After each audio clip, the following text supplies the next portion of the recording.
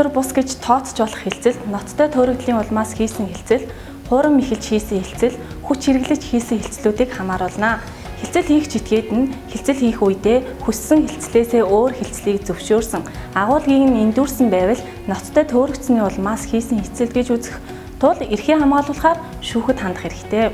Хилцэл хийх зорилгоор бусдыг хуурам ихэлсэн бол мэхлэгдсэн этгээд уг хилцлийг хүчин төгөлдөр бус гэж тооцоолохоор шаардах хэрэгтэй.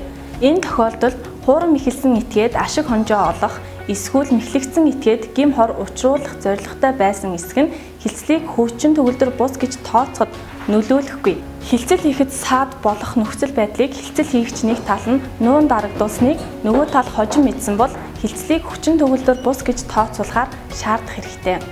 3 дахь этгээд хуурам ихэлсэн тохиолдолд уг хилцлээс ашиг олж байгаа этгээд ийхүү хуурам ихэлснийг мэдэх байсан буюу мэдэх ёстой байсан бол мэхлүүлсэн этгээд хилцлийг хүчин төгөлдөр бус гэж тооцоолохоор шаардж болно.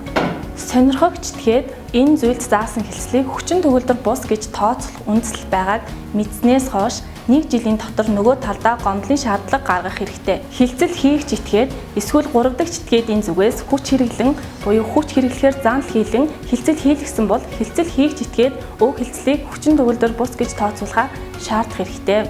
Мөн хилцэл хийгч этгээдэд өөрт нь буюу түүний гэр бүлийн гишүүд, садан төрөл, ойр дотны бусад этгээд эсвэл тэдний эд хөрөнгөд нь аюул учирна гэж итгүүл үнэмшүүлсэнийг хүч хэрэгэлсэн гэж үзэх тул хилцэл хийгч этгээд нь уг хилцэл хийснээс хойш 1 жилийн дотор нөгөө талдаа гомдлын шаардлага гаргах хэрэгтэй.